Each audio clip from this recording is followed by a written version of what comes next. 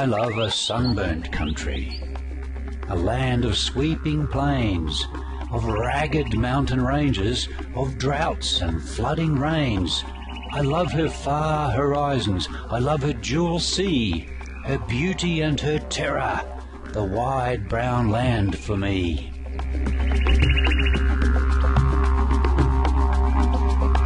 That was a popular stanza excerpted from My Country, one of the best-known works of poetry in Australia by Dorothea McKellar, which perfectly captures the natural beauty and the heart and spirit of Australia.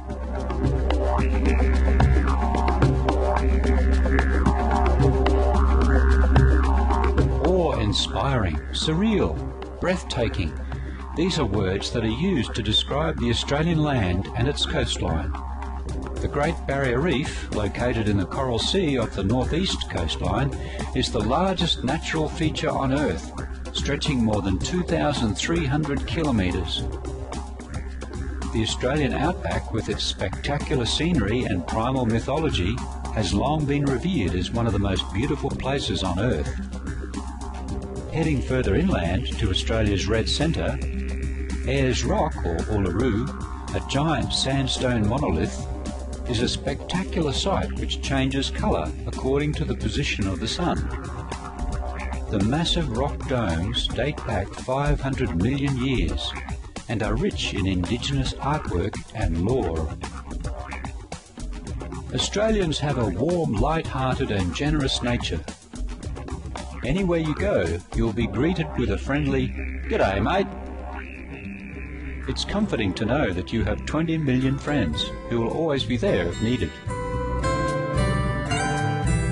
And now, please join us for an insightful lecture entitled Seek You First the Kingdom of God, delivered by Supreme Master Ching in Sydney, Australia, on March 17, 1993.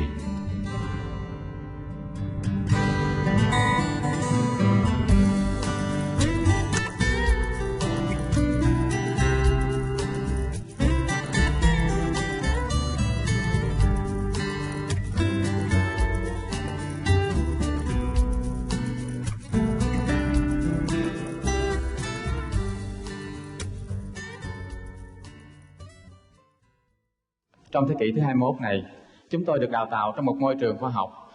Chúng tôi chỉ tin qua những bằng chứng, những thí nghiệm cụ thể. Chúng tôi hoàn toàn bác bỏ những hình thức dị đoan mê tín hay tôn sùng cá nhân. Nhưng với sư phụ Thanh Hải và pháp môn mà Ngài truyền dạy, chúng tôi đã gặt hái những kết quả vô cùng kỳ diệu, bất khả tư nghị. Làm sao chúng tôi có thể cắt nghĩa cho được hiện tượng một chiếc xe chạy với vận tốc 100 cây số một giờ, bất thình lình một bánh trước bị nổ, mà chiếc xe vẫn ngừng lại một cách an toàn và những đệ tử ngồi bên trong vẫn không hề hấn gì? Và làm sao chúng tôi cắt nghĩa cho được sự kiện thấy lại hình ảnh của những người thân đã khuất trở về cảm ơn với gương mặt rạng rỡ vui tươi? Những sự việc trên chỉ có thể cắt nghĩa rằng hóa thân của sư phụ ở khắp mọi nơi, từ cõi vô hình cho đến thế giới hữu hình, và sẵn sàng giúp đỡ đến tất cả những ai thành tâm nhớ đến Ngài. Và pháp môn Quán Âm trở thành một phương tiện hữu hiệu để báo ơn tổ tiên ông bà, như chúng ta vẫn thường nói: nhất nhân chứng đắc cụ hiền thăng. Thật ra cũng không có gì khác biệt giữa những người tu tập pháp môn này và những người không tu tập. Chúng tôi cũng biết thưởng thức thế giới này, cũng ham muốn, nhưng giờ đây chúng tôi chuyển những ham muốn ấy trở thành những ham muốn cao thượng hơn. Và chúng tôi cũng không tha thiết lắm với sự tranh luận, bởi vì sự tranh luận cũng bị giới hạn trong ngôn ngữ. Làm sao so sánh cho được với những chứng nghiệm của tâm linh? Những lỗi lầm chúng tôi cũng mắc phải, nhưng chúng tôi may mắn nhận được những lỗi lầm ấy qua những lúc thiền định. Kính thưa quý vị, sự quyến luyến về quê hương khó mà phai lạc trong tâm hồn của chúng ta.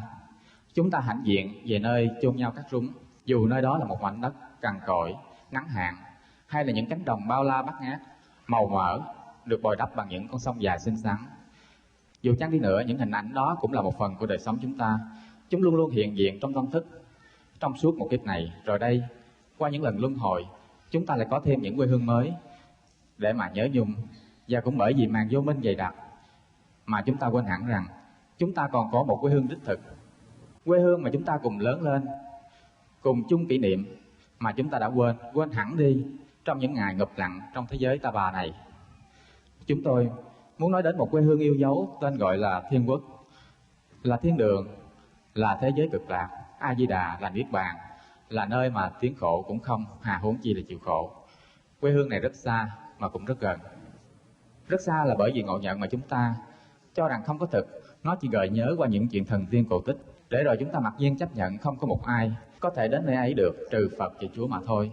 Và cũng rất gần ngày hôm nay, sư phụ chúng tôi sẽ chỉ dạy cho chúng ta phương cách để trở về quê hương mà mọi người có thể viếng thăm ngay trong kiếp này. Chúng tôi hết sức hân hoan giới thiệu với quý vị sư phụ Thanh Hải, là người mà truyền rạ các pháp môn Quán Âm để giúp cho chúng ta thoát khỏi dòng sinh tử luân hồi.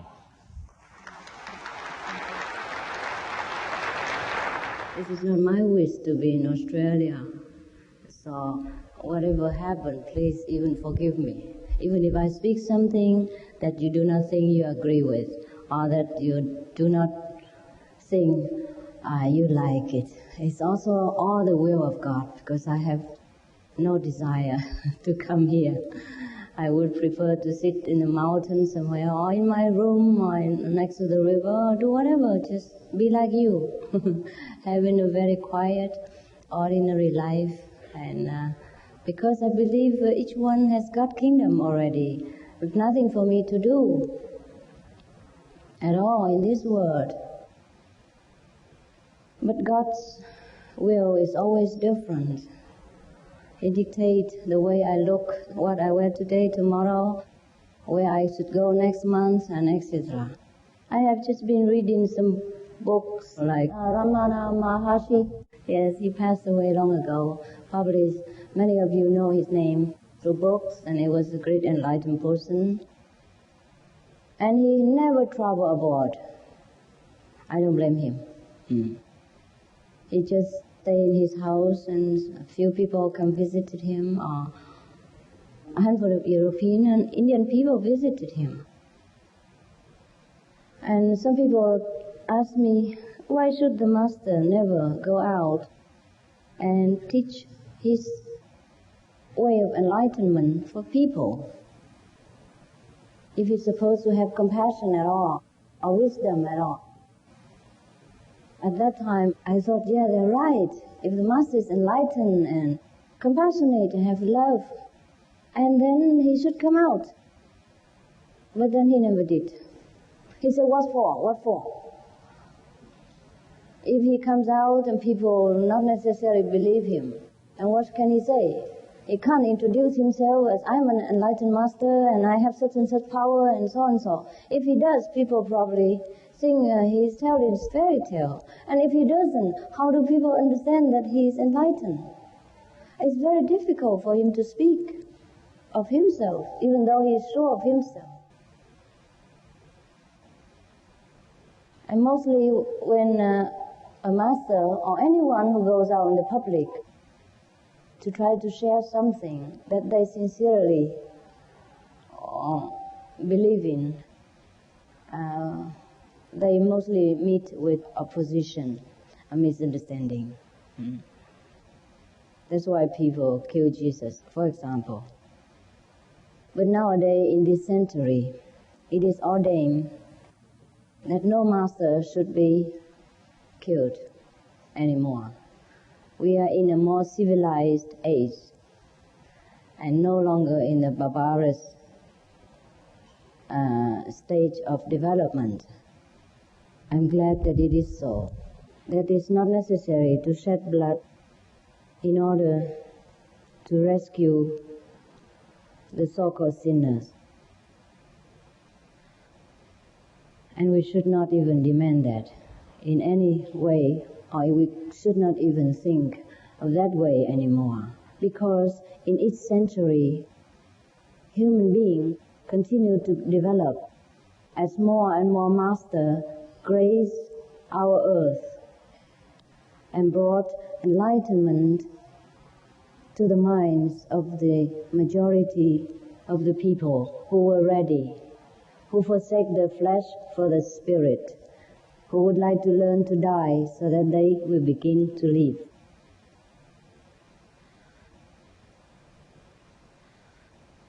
Most of the time, when I'm willed by God to go around like this, exposing myself to the public for all kind of comments, I'm not unwilling to go. But sometimes the game is too serious, and most people play it too seriously, so it's no fun. Otherwise, I would have enjoyed and combined business with pleasure and had a little bit more fun, by the way. But most of us are too serious. We play the game of life, and we learn the lesson in our worldly, this so-called drama as too seriously. And many people cannot laugh, and they dare not cry sometimes for fearing other people take advantage of their emotion. But it is the correct so, because emotion is the thing that we should fear. Because of emotion, we tend to act overexcitedly about some matter that we do not agree, or we think that is not correct, is not according to our opinion.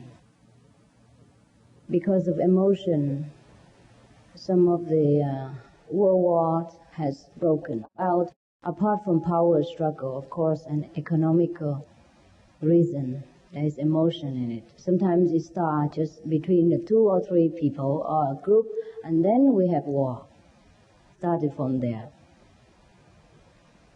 And sometimes religious wars also started through or by or from emotion. These are the things sometimes we should take time to consider and ponder whether it is worthwhile. Sometimes some people suggest that we forsake something or sacrifice something in order to attain something else, maybe of greater value, and we probably gone berserk. We didn't like it, and we react very emotionally so. Of course, we have forgotten that we can't worship both the Word and God. If we couldn't forsake the flesh for the Spirit, then we have not begun to live the eternal life. It is difficult for a rich man to enter the kingdom of God. What does it mean by rich man? The comfortable life, the easygoing style, the material fulfillment of our daily life. But these things we can all have. It's just probably we can minimize so that our life will become more spiritual, more relaxed, so that we become closer to God. Take, for example, the vegetarian diet that I'm always in trouble with.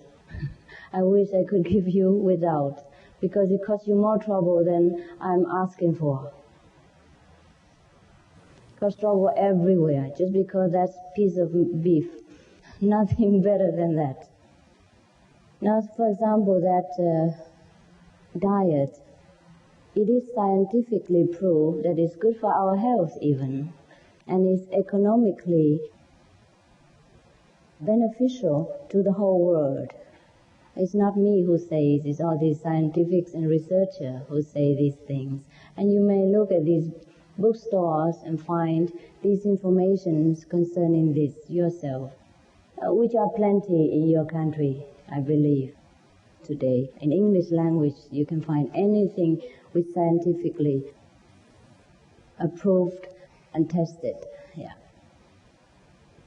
And also, from many standpoints, if you have been associated with yogis and other practicing the peace of mind, you would, of course, know, before I mention even, that all of them, or most of them, prefer or know that the vegetarian diet is better It's the best when they meditate, when they want to practice peace of mind. Because the flesh diet is more active. Some of the diseases related to meat consumption and or production. Basal prion diseases transmissible through air or milk. Rabies, anthrax, sleeping sickness, Q fever, norovirus, swine flu, Ebola reston virus. Cured meats and fish increase leukemia risk in children. Antibiotic-resistant superbug infections from a strain of Staphylococcus aureus. Blue tongue disease, E. coli, salmonella. Bird flu, mad cow disease or Creutzfeldt-Jakob disease, 90% of the population at risk. Pig's disease or PMWS, listeriosis, shellfish poisoning, preeclampsia, Campylobacter, Clostridium difficile, diseases hidden in healthy-appearing livestock. Some of the costs of meat eating. Infertility. Eating just one serving of meat per day increases the risk of women's infertility by 32%, with additional meat consumption increasing the risk. Heart disease. Over 17 million lives lost globally each year. Cost of cardiovascular disease is at least $1 trillion a year. Cancer. Increased childhood cancers and adult reproductive cancers from hormones in meat. Colon rectal cancer. Over 1 million new colon cancer patients diagnosed each year. More than 600,000 colon cancer-related mortalities annually. In the United States alone, colon cancer treatment costs about $6.5 billion. Millions of people are newly diagnosed with other meat-related cancers every year. Diabetes. 246 million people are affected worldwide. An estimated $174 billion spent each year on treatment in just the United States. Obesity. Worldwide, 1.6 billion adults are overweight, with 400 million more who are obese. Costs $93 billion each year for medical expenses in the United States alone. At least 2.6 million people die annually from problems related to being overweight or obese. Environmental.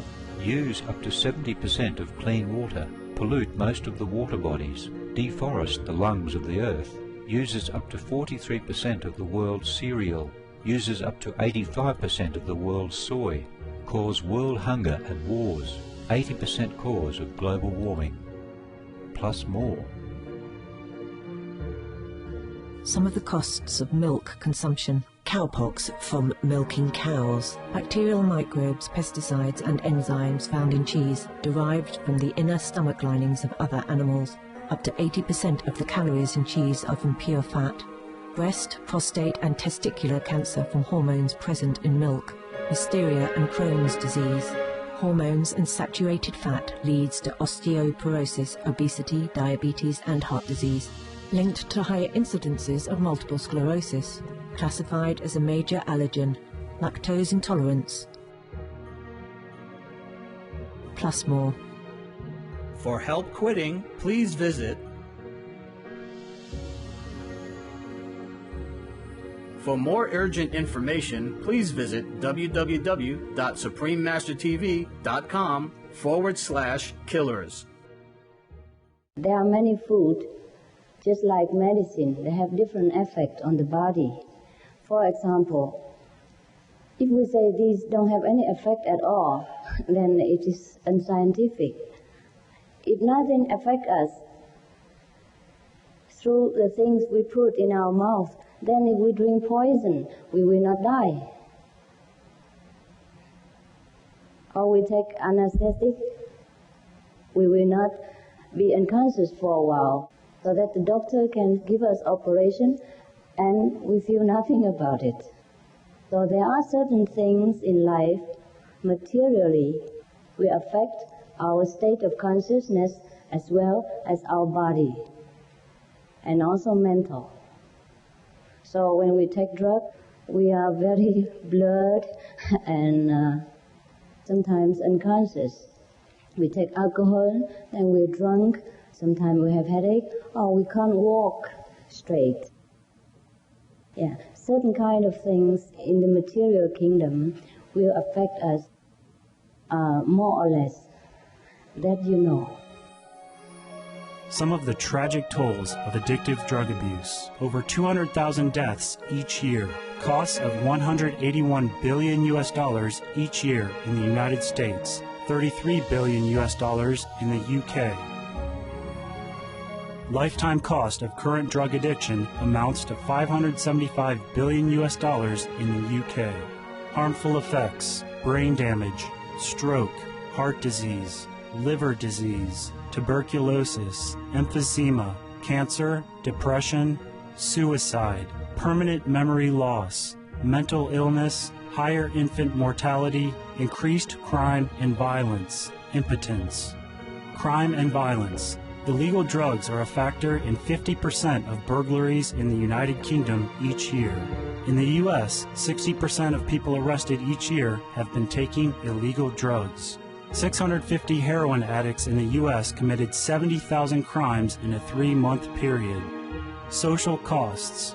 U.S. businesses lose $100 billion per year due to employees' drug and alcohol abuse. Australians pay $53 billion per year for healthcare, law enforcement, and lost productivity of drug users. Environmental costs. Every gram of cocaine produced destroys 4.4 square meters of rainforest, with 300,000 hectares of rainforest lost each year to cocaine production. Death. 52 people die each day due to drugs in the U.S. In Canada, substance abuse is attributed to 21% of total deaths and 23% of potential life years lost due to early mortalities. Plus more. For more urgent information, please visit www.suprememastertv.com/killers. For help quitting, please visit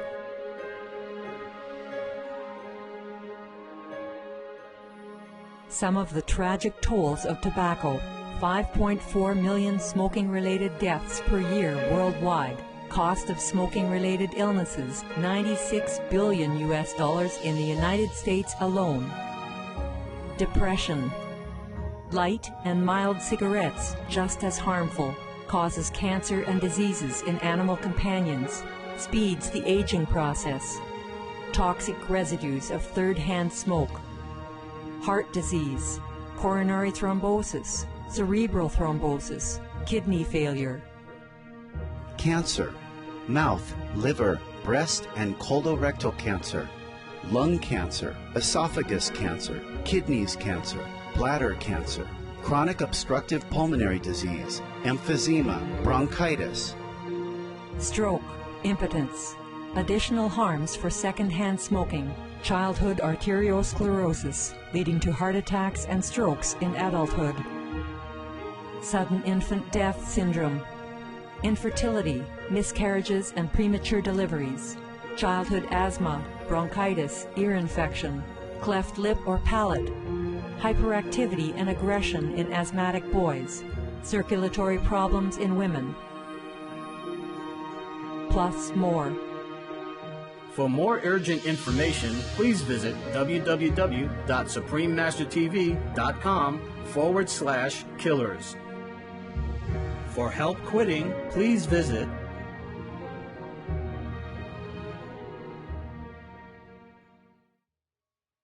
Therefore, the food we take also affects us mentally, bodily, also spiritually. And this has been proved since the time immemorial. It's not me who decide who eats what. I'm just offering the way to complete awareness of your own great self, should you willing and like to take it. And we do this with all our own financial resource. We do not expect anything from you at all.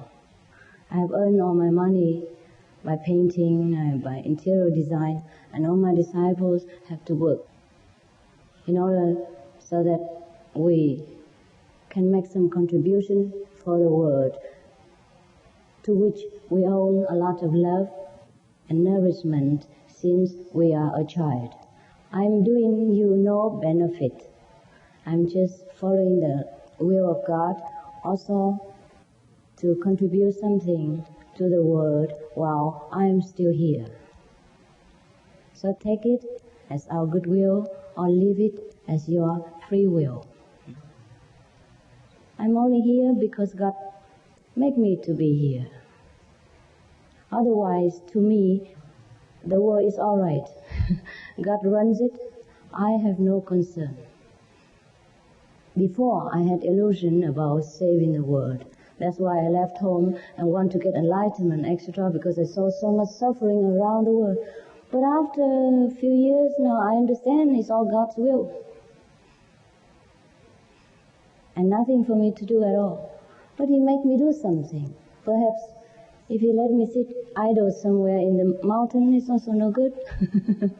I will also be rotten and also die one day, so He made me die on the road, perhaps.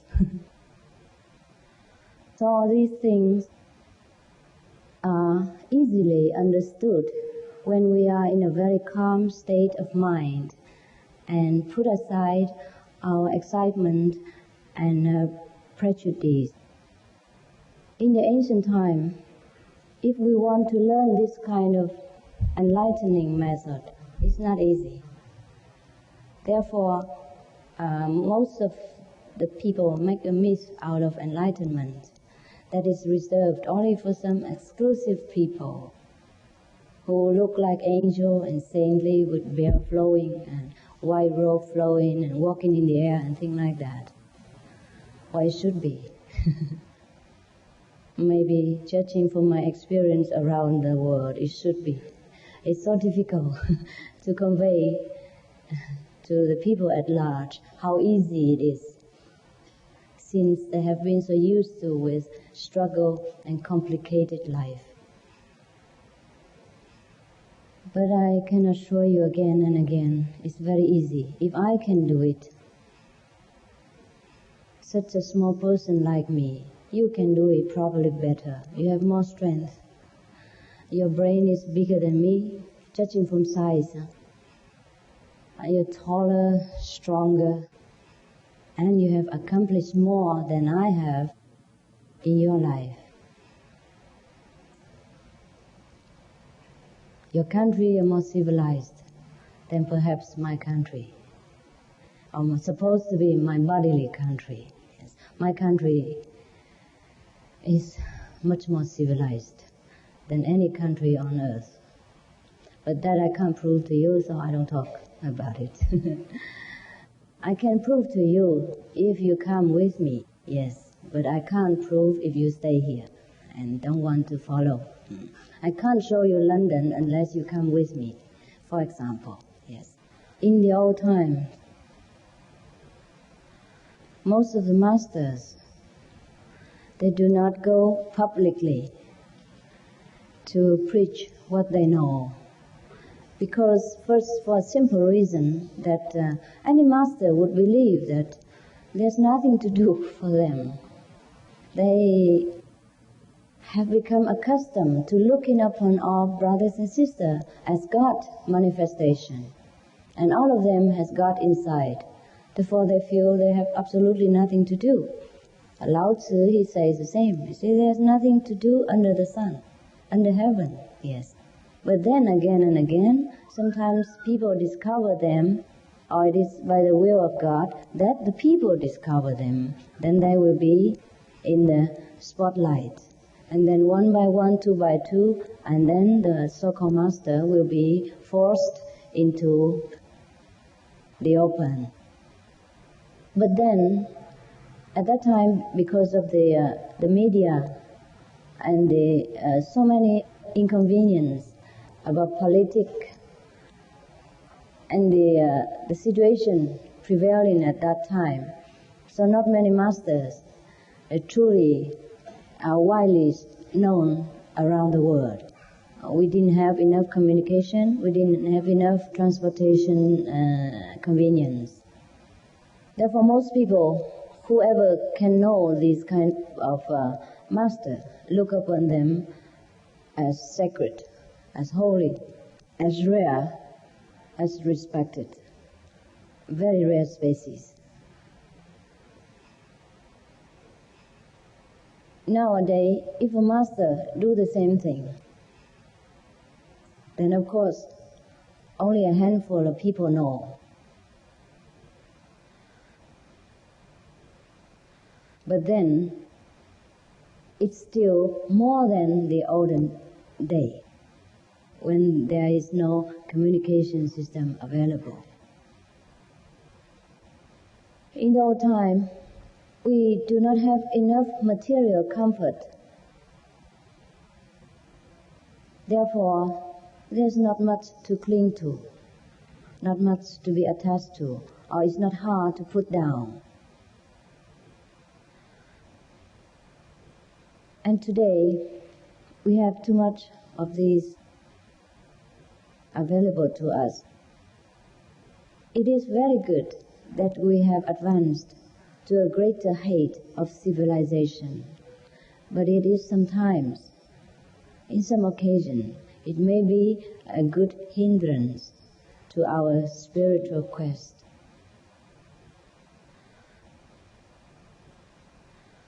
Buddha also say, if you have such a comfortable life, if you're in heaven, it's difficult to practice to become Buddha. Means it's difficult to attain the complete awareness. We may be able to attain part of it. That's what he meant, but not the complete enlightenment. The complete enlightenment, of course, has its price.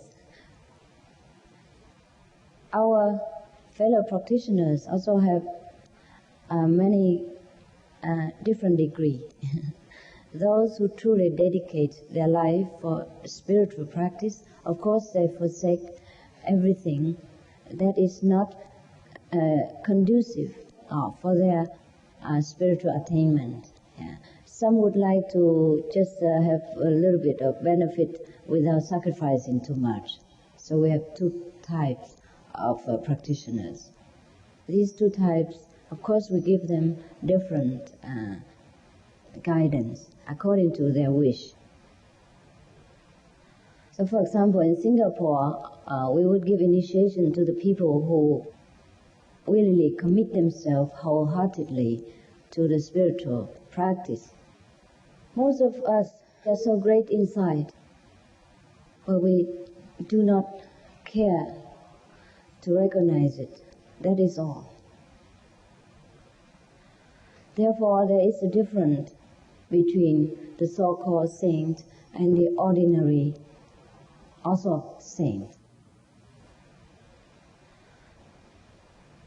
We call some people saints when they are aware of their inner inheritance from heaven, and they can make use of this power for their benefit or for the benefit of the immediate entourage and for the benefit of their country and the whole world. Such a saint not necessarily go out and preaching to the public. He may just sit somewhere and people will go and find him, although a little bit limited in number. And the saint's teaching is not necessary to use language.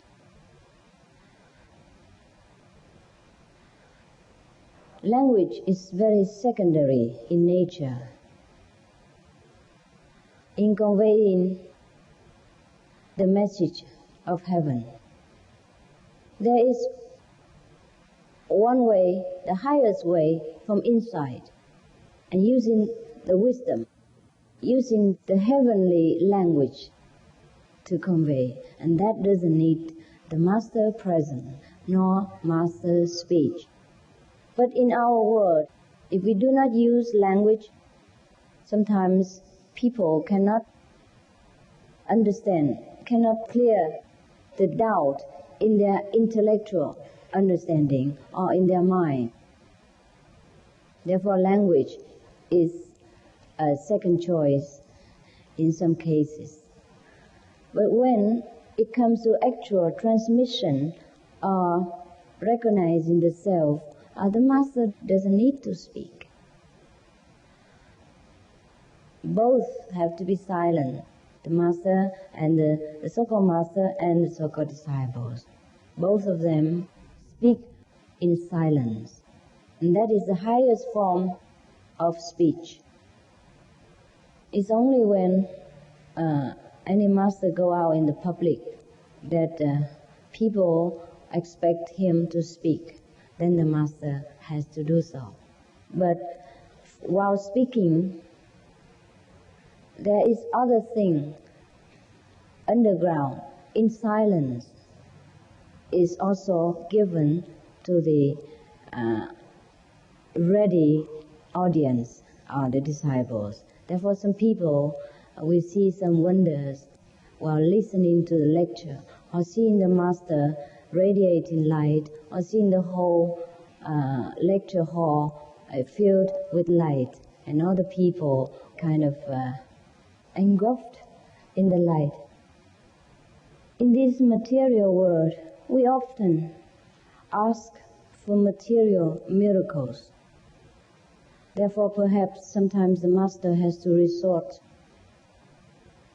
to miracles in order to attract people to come and then give them something immaterial. But that's a very rare case. Because, for example, there's a master who always works miracle. And people don't talk about his greatness or his enlightenment, just talk about miracles all the time. I said, do you know such and such? Oh, he can do that, he can materialize that, and all you hear about is a ring and necklace and all kind of things, and you hear nothing from heaven.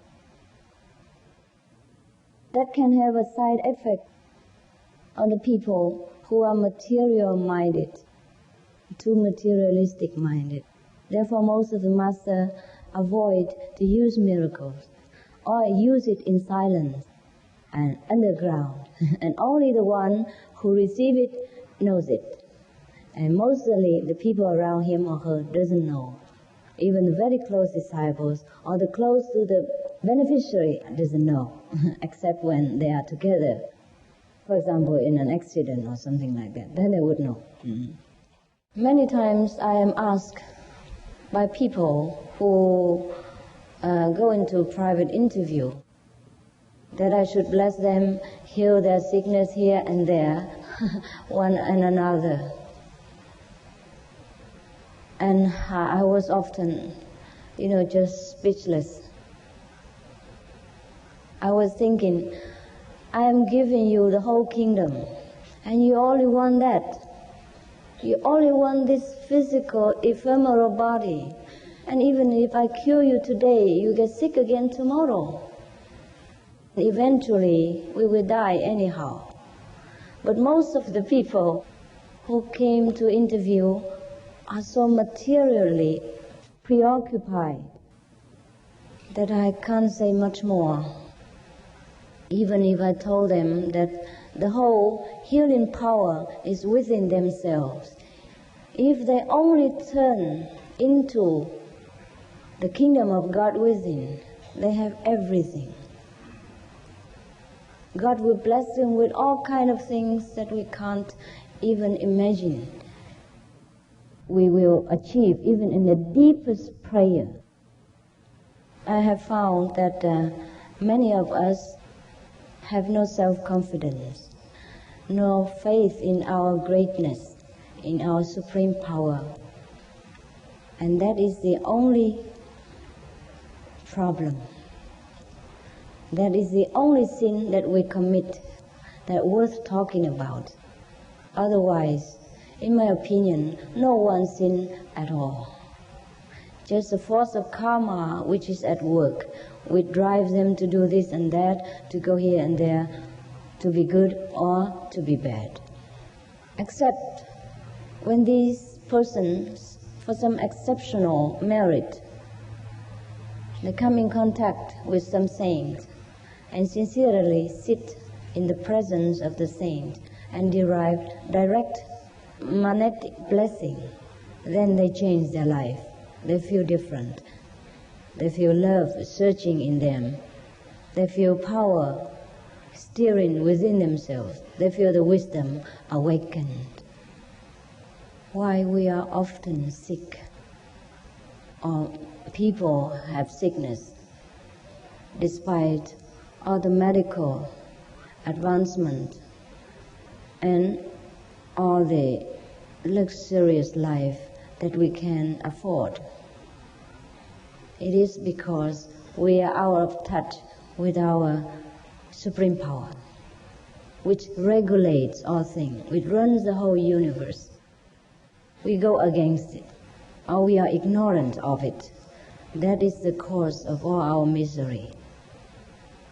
I wouldn't say that anyone who have initiation or enlightened and all disease will disappear immediately, although in many occasions it happened with our fellow practitioners that I know of. In many occasions it happened immediately, that I know.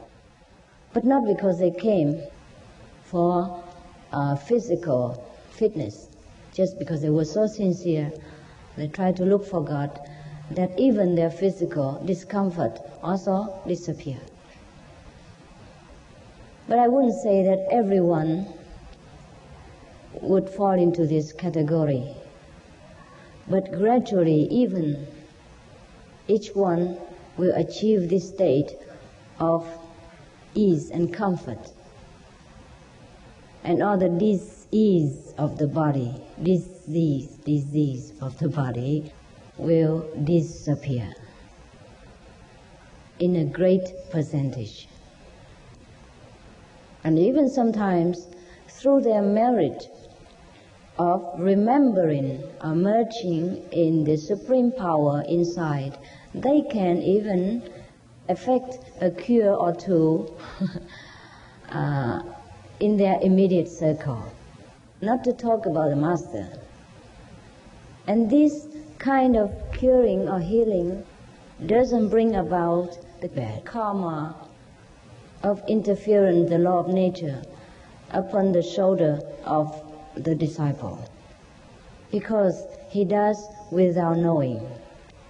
He does, but not using any material or psychic power to boost his ego or to make the one who receives benefit worship him as a healer. Therefore, the law of karma doesn't apply in this case. But in many cases, should a healer using his own psychic power or the strength of mental power to cure somebody, then the curer himself knows about it. And the patient also knows about it. Therefore, it bears the bad karmic mark upon their mind. In our path, even though we don't advocate the use of miracle power, it happens anyhow and all the time. And we do not accumulate any karmic debt for interference with the law of nature, because we do it without doing. And our ego would not grow greater and bigger every day, because we don't know when we kill that person and how we did it. It's just we know that there's grace from providence probably go through our body as instrument or our presence and to cure that person. We might know it, but we can never be sure. Therefore, our ego is not in danger to grow oversized. Therefore, if we truly look for miracles or any power at all, we should look first to the supreme power, and then everything else will come into our life without we wish. That's why Jesus said, "Seek you first the kingdom of God, and then all the things shall be added unto you." All the masters actually work together. By thy fruit shall thou be known. We teach people all the good things that to keep the social security in order, like you do not steal people, you do not commit adultery, and you do not take alcohol and that. and teach people meditation to quiet their mind. Some of the tragic tolls of alcohol. 2.3 million alcohol-related deaths per year worldwide. Cost of alcohol-related illnesses. $186.4 billion in the United States. Up to $210 to $665 billion globally. Disease. Higher amounts of alcohol increase the cancer risk. Even half a glass of wine daily increases the risk of mouth or throat cancer by 168%. Cancer of the liver, breast, colon, esophagus, rectum. Liver disease. Cardiovascular disease. Metal toxicity. Brain damage. Amnesia and dementia. Brain shrinkage. Organ failure. Heart, liver, kidneys, stomach, pancreas, eyes. Birth defects. Children afflicted by anxiety and depression. Mental retardation, fetal alcohol syndrome, stunted growth, facial deformity, sudden infant death syndrome, miscarriage. Alcohol-related violence. Child abuse, 50% of cases. Violence toward loved ones, 30% of cases. Violent acts, 40 to 80% of cases. Suicides, 20 to 50% of cases. Plus more. For more urgent information, please visit www.suprememastertv.com/killers. For help quitting, please visit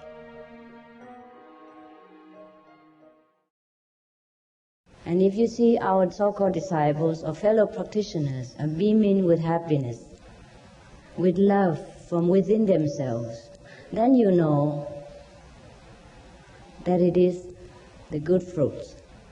And doesn't matter what I teach or which path that doesn't agree with you, you should know this is correct.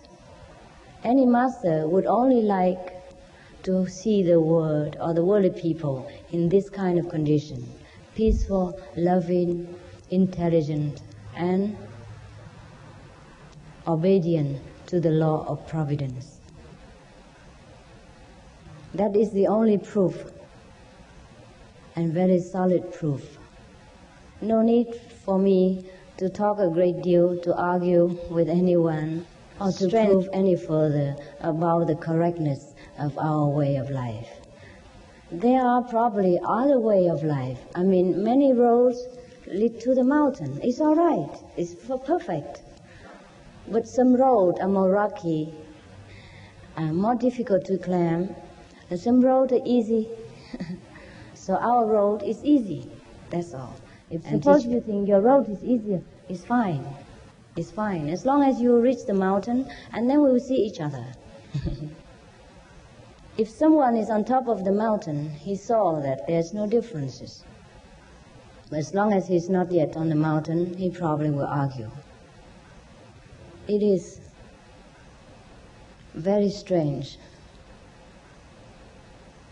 that we could sacrifice a lot of things just to achieve some very temporary purpose.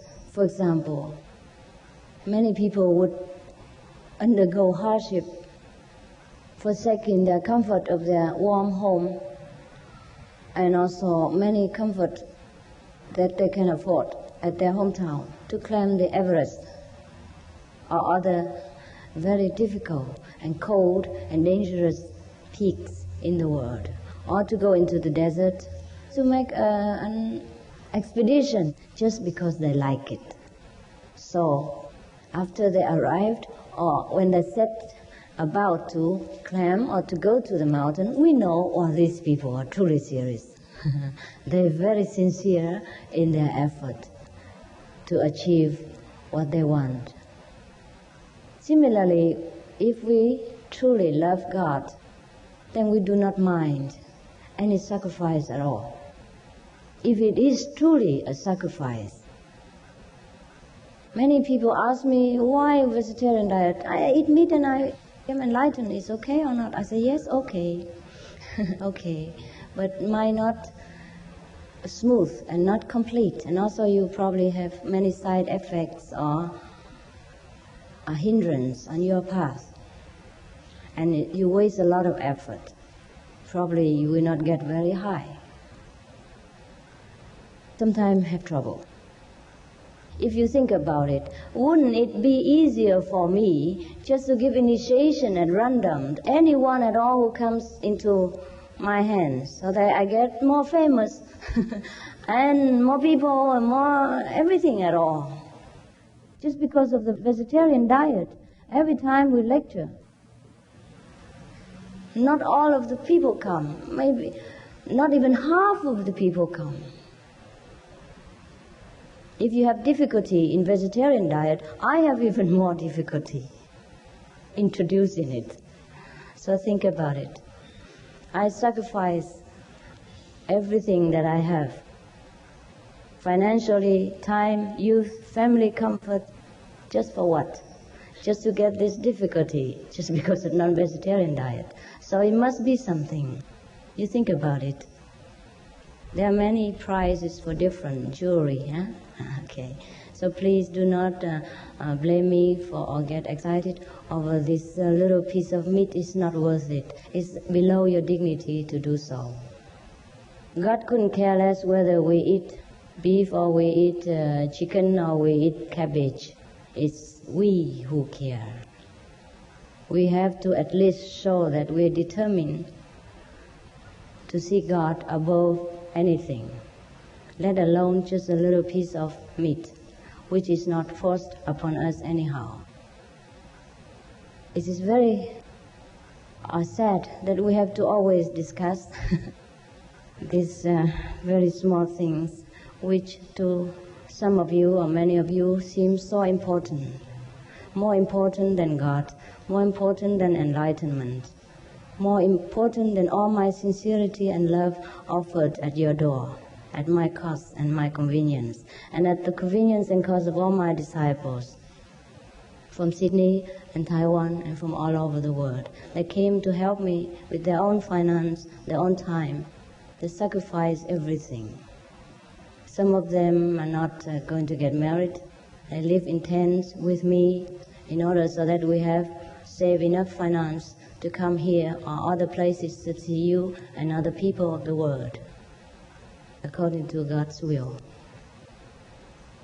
So I hope today, after you go home, whether with or without initiation, you may ponder over something which is above materialism, above the care and importance of this ephemeral fleshly clothes which we change after a few years into where and which clothes we do not know.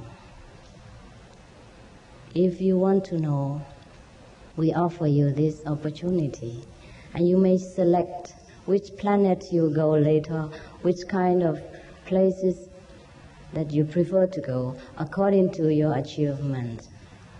But if you would not like to select it, you prefer to go unknowingly with the angel of death or the angel of life, then you may do so. And I wish you a good journey wherever you choose to go. Thank you very much.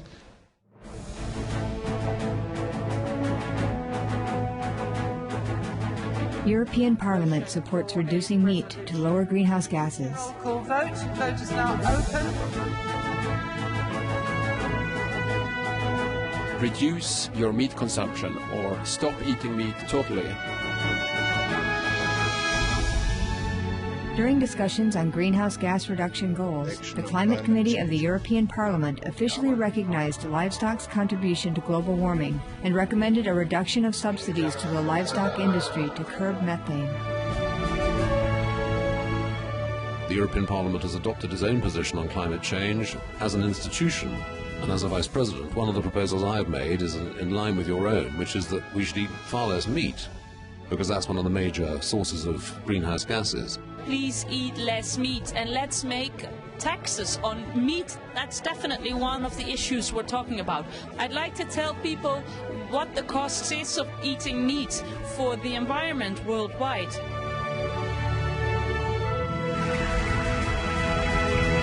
My name is Jens Holm. I'm a member of the European Parliament. Please, be veg, go green to save the planet.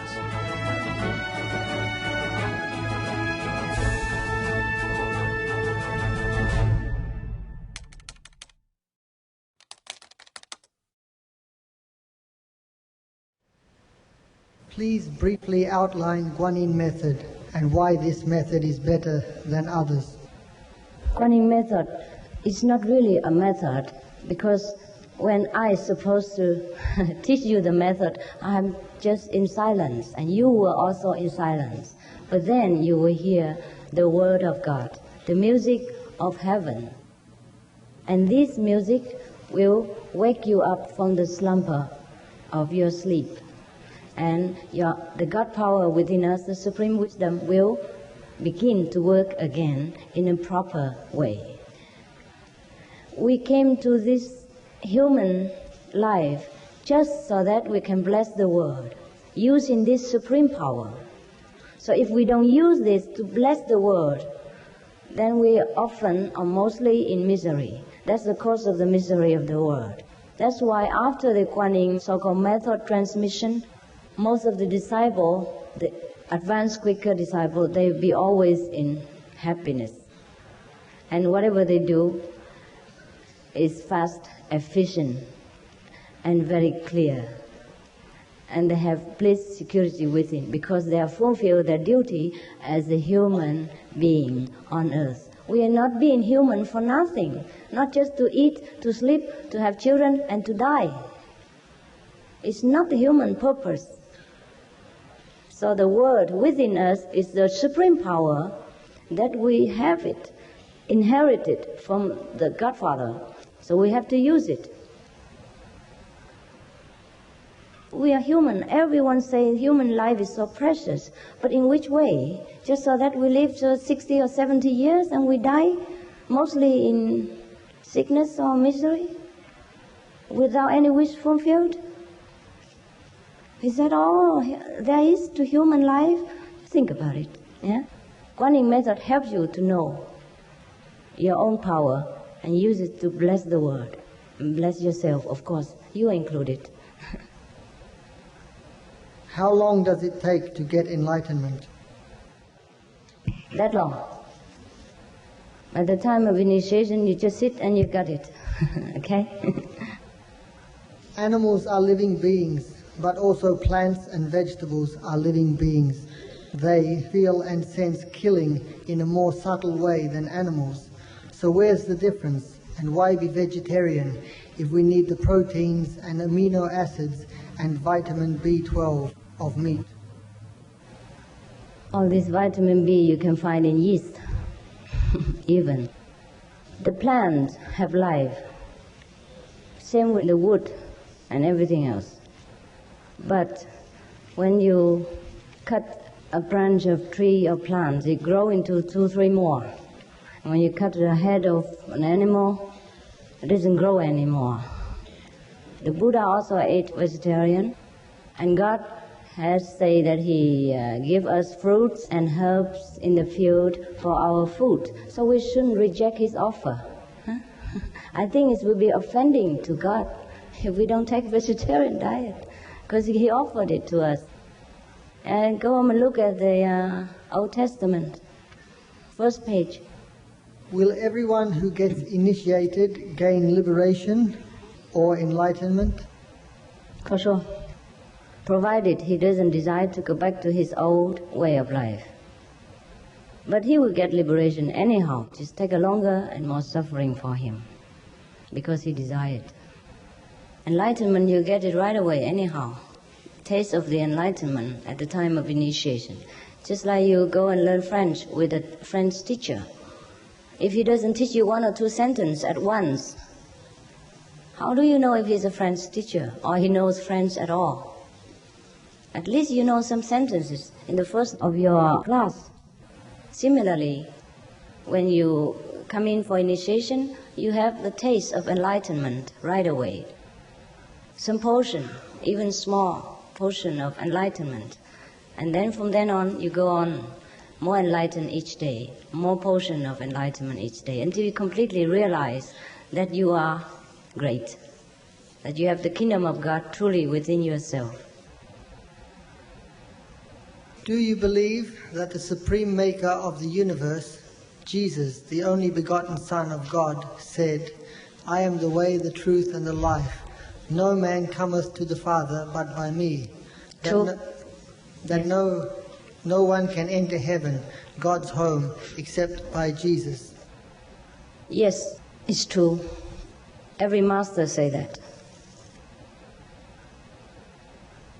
Jesus is the name of his body. Christ is his title. Every master should have his Christ power. Therefore, in a sense, Jesus never died.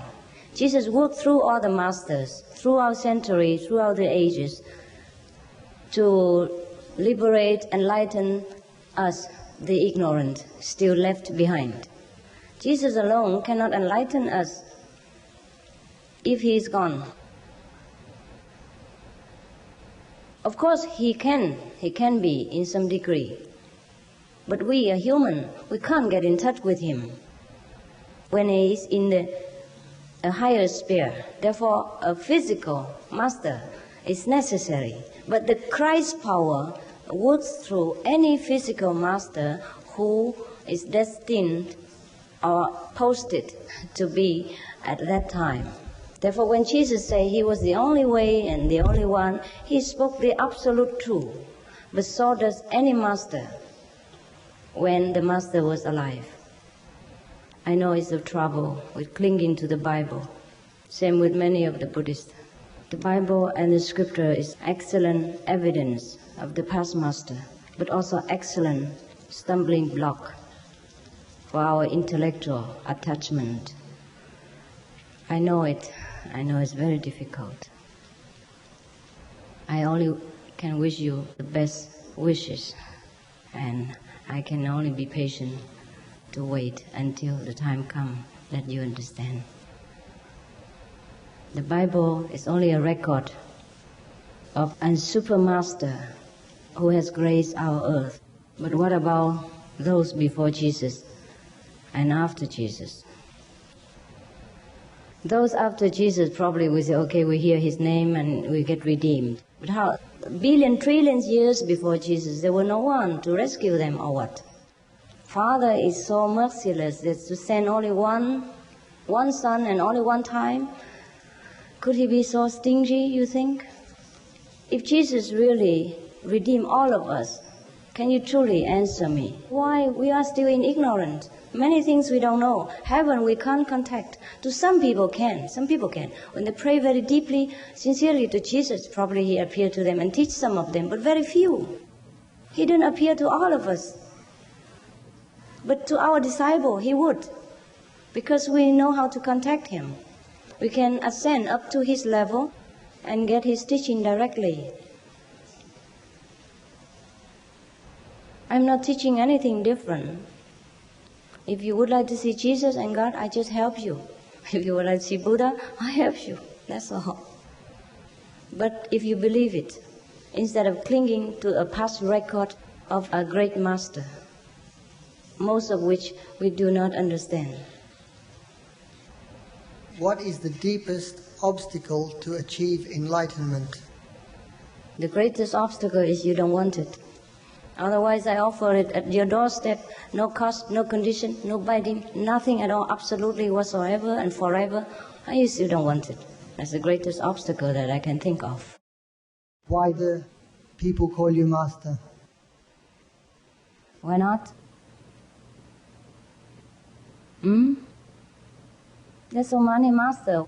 Master degree in science, master of smith, master of jewelry, master of machinery, any kind of master. If I'm teaching them something and that has the effect for them, it makes their life better, smoother, more beautiful, more blessed, more blissful, more happy, and more joy, and more wise. Why shouldn't they call me master? But it doesn't matter to me. You can call me brother, sister. Yeah, some people call me small sister. Some people call me little high, ahai, yeah. They call me many names. Some people call me mommy, mama. Yeah, they call me many things. I don't mind.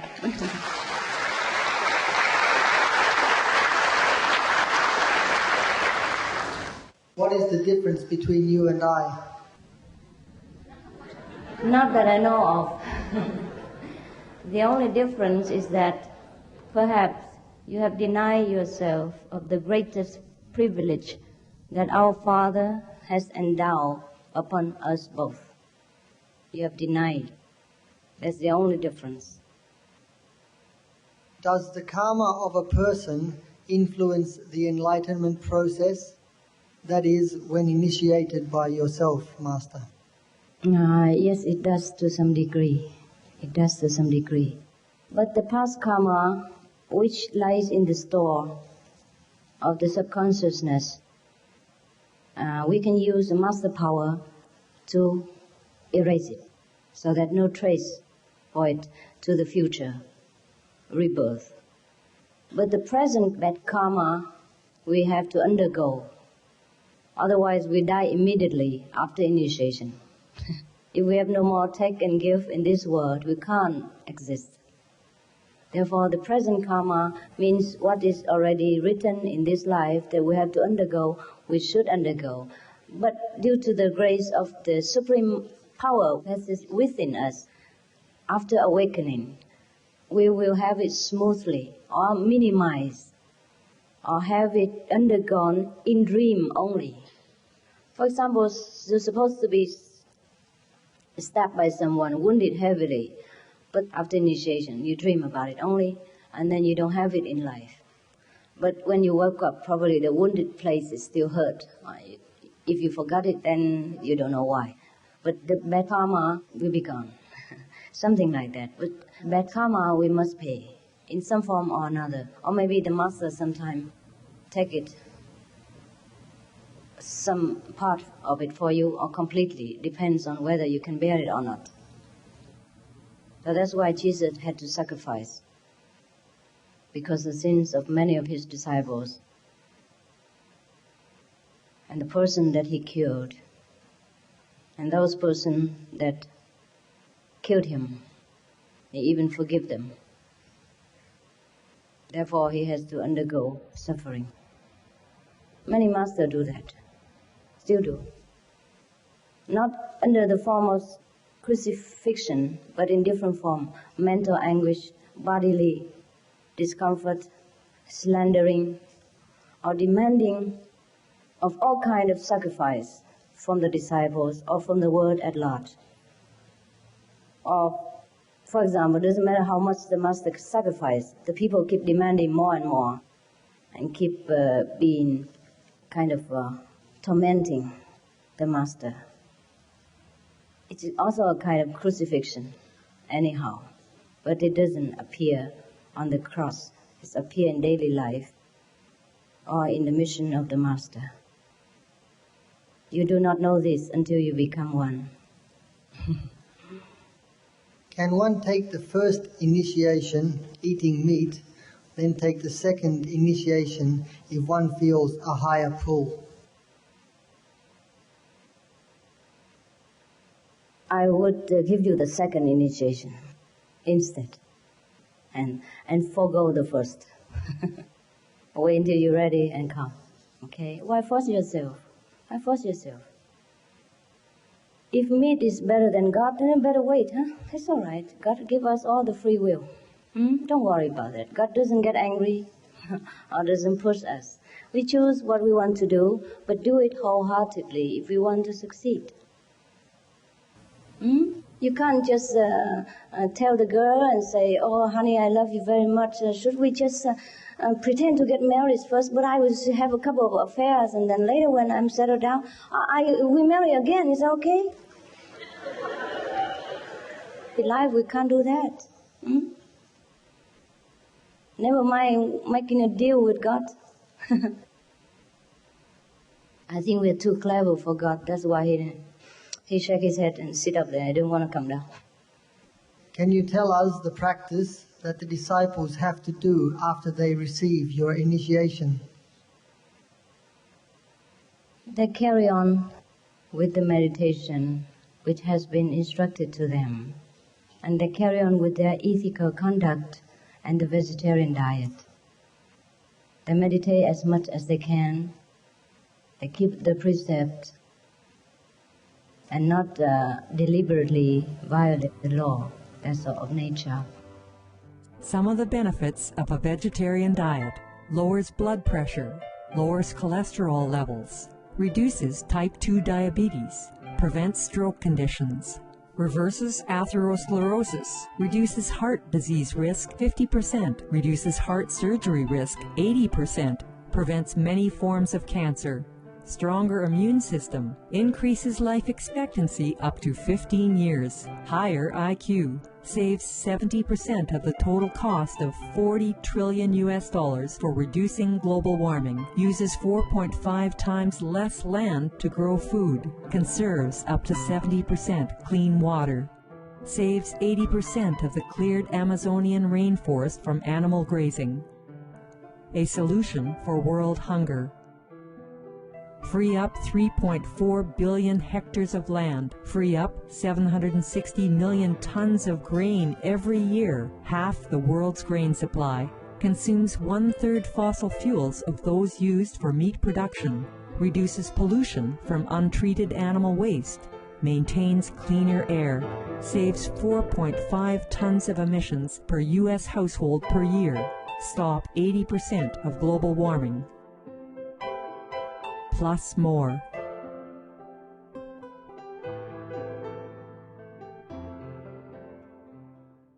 And whenever they have problem or obstacle in their meditation, they will write to me or call inside for help. Yeah, that's what they do. And they carry on with their daily work, just as before, just maybe more lovingly, more aware of their responsibility in this world, and more effectively, since they have more intelligence and more original power from within, not from the computer brain. How can you tell the difference between a frail soul and a bad soul? You mean someone who not deliberately want to do bad things and just give in to temptation and that? Well, they are weak. It's not the soul, it's the mind. The mind that is weak. And if they have also a weak and tempting association with them, then of course their frailty grow greater each day. But if they associate with stronger character who is more noble in bearing and manner and thinking, then they will get stronger. And there is no such thing as bad soul. All souls are good from God. Only the bad minds. The mind, the computer, the brain, registered many things, bad or good. And he put it out accordingly each day. Now if a person is associated often with a very so-called rough background, then he get acquainted with this kind of habit. And his brain registered only these kind of so-called bad actions. And therefore later, in similar circumstance, or they registered too much, I will give out daily the same information. Therefore we call that person bad. Actually, we should call he has a bad habit. It's not bad soul. Our habits, good or bad, depends on whom we are associated with. In India, people very much praise and hope for the association with the great practitioner, whom has peace of mind and who radiates invisible energy, who heals anyone who comes to him or to her. This is what we call satsanga, means the association with those who knows the truth, who turn toward the truth, and who understand completely the truth. They even go to the extent as to say that if such a person who are always in tune with the truth, with God, with the supreme power within. They just look at you once and your life changed. So the association is very important. There's no such thing as bad soul or good soul. Why do some people never experience God even after so many sacrifices? Because they go the hard way. God has prescribed a way for us to get in touch with Him, and we deny it. We show this to you. The way we show to you, that's the way to get contact with God. There are probably other ways. Then go and find them. If you don't appeal to this way, then try to find another way. Whichever way you find, if that gives you the light of heaven and the sound of God, that's correct way. Because these are the signals from heaven. These are the manifestation of our wisdom inside, which can lead us back home. How does one overcome fear in daily lives? If we don't know God, it's difficult to overcome many things, not only fear. I was very shy before. You don't know me. I hardly had any friends. I don't speak much. And I'm often alone, even now. If I'm not come out speaking to you, or if nobody requests me to come out see them, I'm always in my room, or in my tent, or wherever I am. I'm not coming out or go out to play or disco or shopping. I don't do anything like that. I'm very shy. And if after seeing people in the airport, if they don't give me a quick exit, I will grow very moody because I'm very shy to see people over a long period. I like to disappear as quick as possible.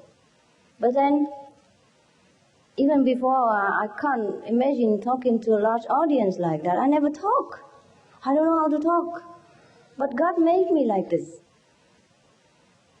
God made you overcome fear, nothing else. So accept. We turn back again to our birthright, to our birth duty, to find God, to bless this earth.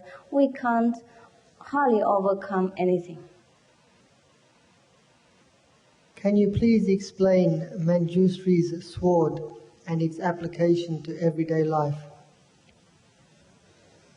Manjushri's sword is the supreme wisdom. It's the sword of wisdom, which is prescribed in the Buddhist sutra. Yeah, it means when you have wisdom, you cut through all attachments and entanglements and obstacles in this world. So it is likened into a sword which cuts everything. It doesn't actually have a sword, just a wisdom which cuts through all things. So we are not bound in this world anymore. That's just a parable.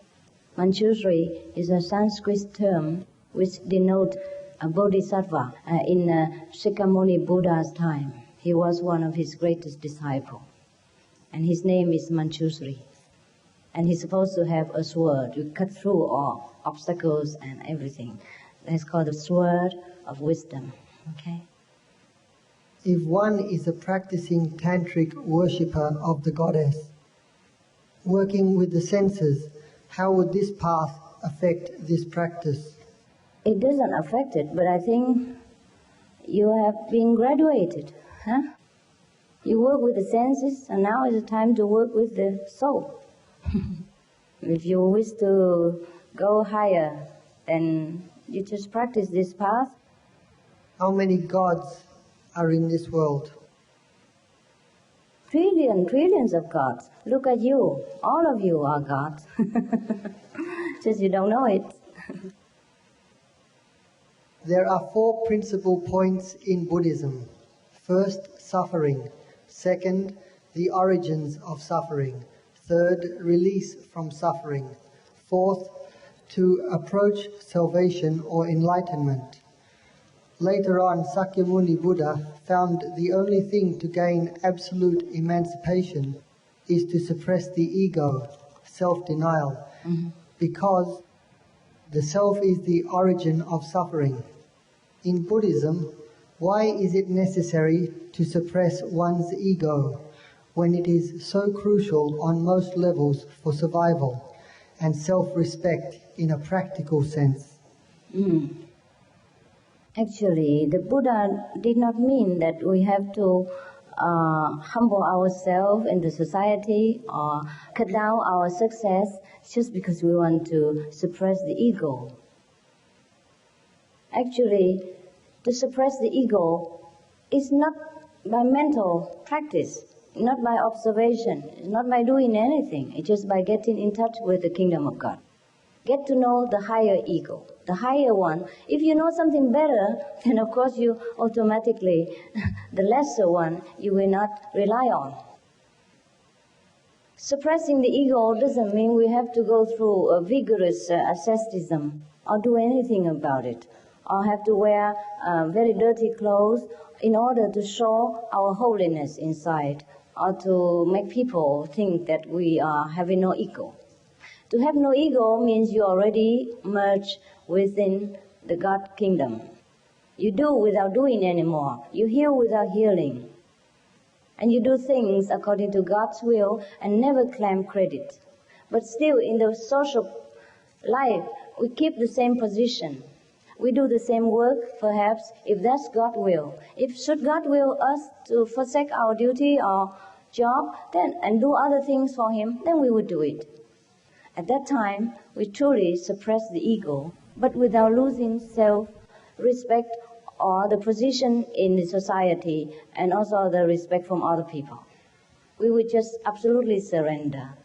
And we do many things without even knowing, without claiming any credit for it, because at that time we know everything is God doing. It's the supreme power of the universe, which we are part of it, that does things. That is a true suppression of ego. What happens to a person after they die and are waiting to be reborn? I think we better take care of the living.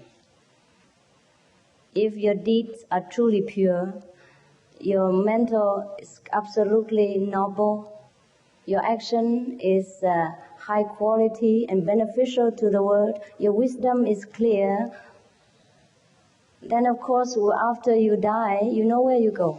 And you know right now even. Just sit or don't sit and we know heaven. We know where we will be after death. By the way, the initiate people will be informed 3 days at least in advance before his death. So he will know where he go and to prepare his worldly obligation before he left the world. At that time, probably you will inform me where you go, what happened to you. Otherwise, I don't know now. Heaven has not told me that I'm going to die 3 days yet, so I don't know. Okay, we better take care of the living. Take care of ourselves while we live, and then we know how we die. It's no need for me to answer because each one is different. The individual death is different. The individual way is different. Look at your present and know what awaits for you in the future. If your life now virtuous, clean, sympathetic to all, and respecting to the higher spiritual value, then you surely go to heaven, and nothing happens to you after death. You immediately go to heaven. Okay? And if otherwise, opposite-wise, then maybe the angel of death already has your name in his waiting list. Somewhere else below or somewhere a little bit not very bright. Yeah. Is it true that when a person gains enlightenment, the person's family in 6 generations benefit? Can you please explain further? 5 or 6 generations is just a saying. It could be more than that. More than that. And even friends and those we loved and sympathize with, we get benefit as well. And get liberation or merit accordingly. I am a Christian. I have Jesus' photo in my room. May I put your photo next to it? If you wish. I don't think Jesus will be very jealous about it. I think he will be okay. I am already baptized. May I receive initiation from you? Oh, sure. With honor. Why not? Is there any value in suffering?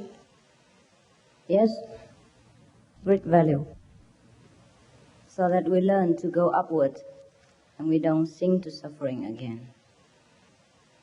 Sometimes, if God bless us so much, we do not appreciate it.